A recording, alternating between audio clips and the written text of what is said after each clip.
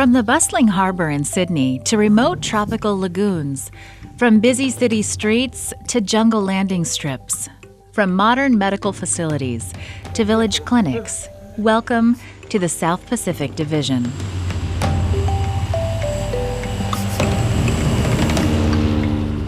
The South Pacific Division of the Seventh-day Adventist Church includes Australia, New Zealand, Papua New Guinea, and the islands of the Pacific south of the equator. While small in terms of Adventist membership, the South Pacific Division occupies a large geographical area. The majority of Adventist members are scattered across thousands of Pacific islands and 20 million square miles of ocean. Here are islands such as Nauru, Fiji, Samoa, Solomon Islands, Tonga, Tuvalu, and Vanuatu.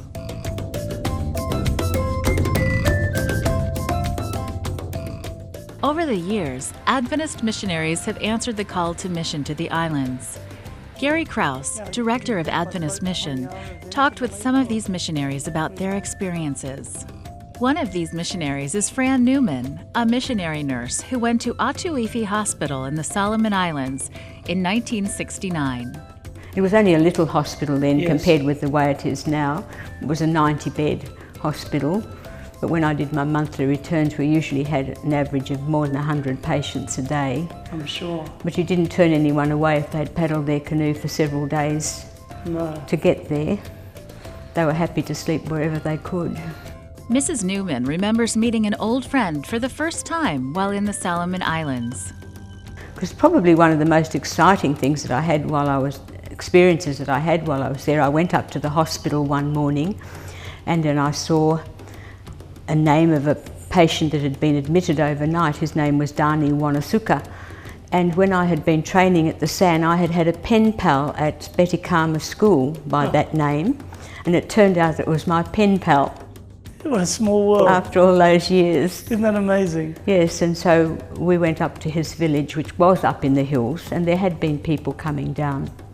But I guess because there were no roads on Malaita, it was either walk or paddle your canoe to get there. Travel on the islands was a bit tricky sometimes, as Mrs. Newman can tell. And that's where I was taught to paddle a dugout canoe. Okay, which is a handy skill to have. Well, yes, because I was all right in the canoe as long as I didn't breathe. As soon as I breathed, I fell out, so I gave the children at the school a lot of laughter. I'm sure you did. And they're ready to laugh too out there. Another of those missionaries to the South Pacific Islands, Bert Godfrey and his family, went to the Solomon Islands in 1964. We had a little boat, or at least we were supposed to when we got there. It was out of commission for a while and we only had canoes. And I had about a 2-month-old daughter, which was a little nervy. But at any rate, we got the old Kima back. And we were able to travel around in the little ship called the Kima. Now, did you go to the Solomons with the baby? She was just a few days old when we left. Weeks old, I suppose, would be better, yes. Now, that was a big decision to go with a newborn child. I mean, it was. The medical care wouldn't exactly be what you might wish for. We were many hours away from the nearest medical help. And I must confess that I had an awful shock when I walked on the island. I walked up to the big school there, and there was a plaque at the entrance to the school that told the story of a missionary who came out with his young wife, and she was buried there. And I thought, what have I done? Sure. But the Lord was good to us, and yes, we had no problems whatever. Everything went very, very well. Mrs. Lynn Anderson went to Papua New Guinea in 1968, serving first at Togoba Leprosy Hospital, and then working on a floating clinic, traveling part of the 700-mile Sepik River. So we spent virtually 2.5 years just doing clinics up and down the river as far as we could in day trips. We did at one stage do clinics the full 200 miles of the river, which we virtually did later on the Pathfinder. That was our section of the river, because the Sepik River is 700 miles, and that was just phenomenal. Doing clinics for the children all under 5 for immunisations, then dealing with all the pregnant mothers up and down the river. As well as that, we did all the schools on the river, and some of them had 200 students, and there was a lot of schools. Some very big villages, and would take us anywhere from 6 hours to do a clinic. So that was quite an experience. We actually did the whole river and actually lived in the villages, all our section of the river I mean, and lived in the villages at one stage and did it over a period of 3 months so that we could give them the immunisation. I guess one of the things that I can say about was when I had a child that I actually lost. It actually died. And when I went back and did the clinics, the people said to me, the women said, "We never thought white women's babies ever died." And that brought the women and me much closer. Had the first one while I was on the CPIC. She went out for her first clinic when she was 2 weeks old. And she was with me for the clinics every time until she was about 2, and then that's when we went back to Doggerba. Now, looking back on your mission service, any regrets? No, nothing at all. But I just didn't do medical work.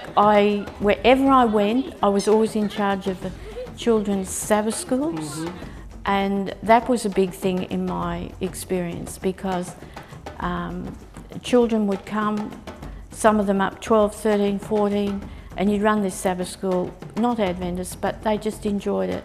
And I just hope some of that has made a difference in some of their lives. Thanks to the love and dedication of missionaries like these, the foundations were laid for a church that would grow rapidly on the islands. Yet there are still mission challenges here. There are still many areas that are remote, where medical care and spiritual resources are scarce. For years, the Adventist Church has operated clinics in these remote villages. As time passed, the facilities grew old and they were ill-equipped. In 2007, the Adventist Church in the South Pacific launched Adopt a Clinic, a program to team each Adventist church in Australia and New Zealand with one of the region's clinics, which range from bush huts to modern-style buildings.